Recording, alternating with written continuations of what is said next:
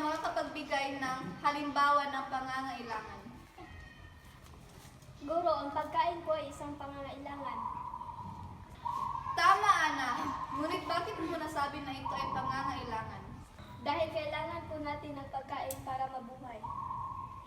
Eksakto. Ano naman kaya ang isang halimbawa ng kagustuhan? Guro, bagong cellphone po. Magaling, Ben. At bakit mo nasabi na kagustuhan mo ito? Kasi po, kahit walang bagong cellphone, mabubuhay pa rin tayo. Tama kayo. Ang pangangailangan ay mga bagay na kinakailangan natin upang mabuhay. Samantalang ang kagustuhan ay mga bagay na gusto lamang natin hindi kinakailangan para mabuhay. Ngayon, mayroon akong mga larawan dito. Sabihin ninyo kung ang mga ito ba ay pangangailangan o kagustuhan. Unang larawan. Pangangailangan po yan, Guro. Tama, ito ay bigas na isang uri ng pagkain. Paano naman ito? Kagustuhan po yan, Guro. Paano kung ito ay sapatos na kailangan para pumasok sa eskwela? Pangangailangan po yun, Guro, dahil kailangan natin ng sapatos para sa eskwela. Tama, Elena. Ang sapatos ay maaaring maging pangangailangan depende sa sitwasyon. Mahalaga na maunawaan natin ang mga ganitong bagay. Paano naman ito? Kagustuhan mo yan, Guro. Eksakto, Justin. Ang laruan ay hindi natin kailangan para mabuhay. Ngunit ito ay isang bagay na nais natin para sa kasiyahan. Guro, paano nung kung isang bagay ay pareho, kagustuhan at pangangailangan? Magandang tanong, Gian. May mga bagay na maaaring parehong kagustuhan at pangailangan depende sa sitwasyon. Halimbawa, damit. Kailangan natin ito para matakpan ang ating katawan. Kaya ito ay pangangailangan. Pero kung gusto mo ng bagong damit para sa isang sitwasyon, maaari ito maging kagustuhan. Ginagawa. Ikaw, Ray. Parang mahirap po palang malaman minsan kung alin ang kagustuhan at alin ang pangangailangan. Totoo yan, Ray. Kaya mahalagang mag-isip muna bago pumili ng isang bagay. Tanungin niyo ang sarili, kailangan ko ba talaga ito o gusto ko lang? Guro, paano kung gusto ko lang bumili ng bagong cellphone kahit meron pa naman akong lumang ginagamit?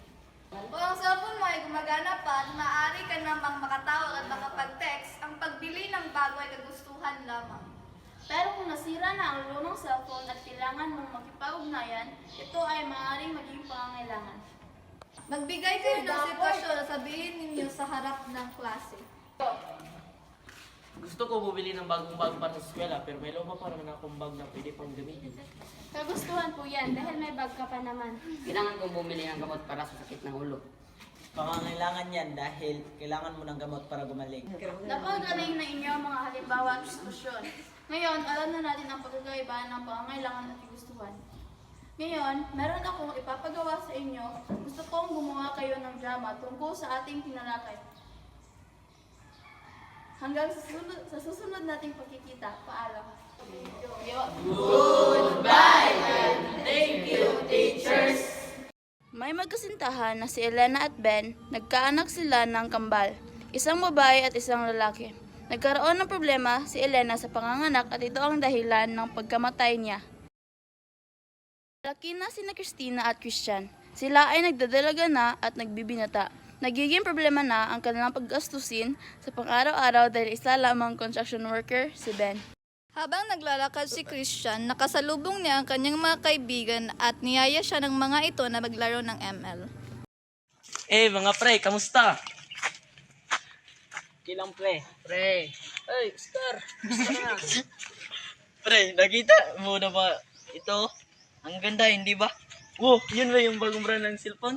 O pre, at napakaganda nitong gamitin para pang gaming. Nga yan, pre. Pre, alin na kayo, maglalaro na tayo. Sige, tara, pre. Oy Chris, tingnan mo to. Meron kayong bagong laro na nahanap. Parang ML ata pangalan nito. Sige nga, pre. Download mo nga sa cellphone ko. Ano ba to pre? Ayaw ma-download eh. Oo nga pre, may load ko pa po pre. Meron yan. Meron yan. Akin nga, patingin. Pre, para sa ganito cellphone lang to madadownload pre. Paano ba yan, bre? Maglalaro muna kami. Ah, sige. Habang naglalaro ang kanyang mga kaibigan, hindi niya mapigilang mainggit sa mga ito dahil hindi siya makasabay at makasali sa kanila. Sige, pre, una na ako. Oh, sige lang, pre. Habang naglalakad pa uwi, hindi mapigilan ni Chris na mag-isip sa bagong cellphone ng kanyang mga kaibigan. At siya ay sobrang naiinggit sa mga ito. Napagdesisyonan niyang pipilitin niya ang kanyang ama at bilhan rin siya ng ganoon. Pa, Ano yun, anak? gusto ko po, bilan niyo po ako ng cellphone. Ngunit meron ka pa namang cellphone na magagamit. Ngunit pa, gusto ko po ng bagong cellphone dahil ang luma ko cellphone na hindi nakakapag-download ng laro gaya ng ML. Pero anak, maliit lamang ang aking sahod. Hindi mo na kita mabibilhan ng bagong cellphone. Okay na yan para sa iyong pang-araw-araw. Wala akong paki dahil posibilidad niya na bilhan kami ng aming pangangailangan at kagustuhan. Kung hindi niya ako bibilan, hindi na ako mag-aaral. Pa, meron po kaming project at kailangan ko po ng pera. Wala pa kasing pera ang papa. Huwag mo munang gawin ang project na yan. Pa, worth of 30% po ito ng aking grades. Baka hindi po ako makapasa. Di bale na lang po, gagawa na lang po ako ng paraan. Hiram si Tina sa kanyang mga kaibigan ng pera at ginamit na rin niya ang kanyang ipon dahil alam niyang hirap na ang kanyang ama para sila ay mapakain ng maayos. Palabas sa si Tina na makita niyang nagdadabog si Chris dahil hindi niya nakuha ang kanyang gusto. Ngunit imbis na kausapin, binaliwala niya lang ito dahil alam niyang hindi siya nito pakikinggan.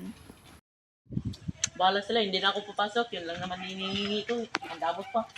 Walang magbulakbol si Christian dahil ayaw siyang bilhan ng bagong cellphone. Kaya walang nagawa ang kanyang ama at bilhan na lamang siya. Pa, meron bang ulam? Wala na tayong ulam kasi pinangbili ko na ng bagong cellphone mo. Ang araw na wala ng malay ang kanilang ama at isinugod nila ito sa ospital at napag-alaman nila na may malubhang sakit na tinatawag na cancer pala ito. Ama, ano nangyayari sa iyo? Bakit ganito? Paano na kami nito? Wala kami bayad sa mga gamot mo. Uy, Chris! Kasalanan mo lahat ng ito. Kasalanan ko ang lahat kaya ito ang nangyari.